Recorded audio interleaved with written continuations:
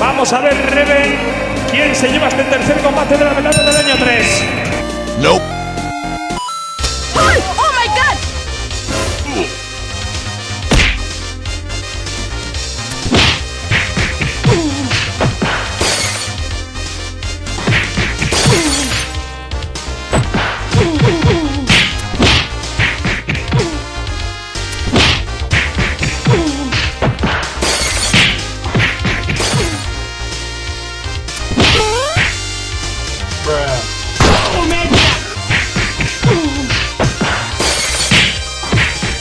Apúntele bien.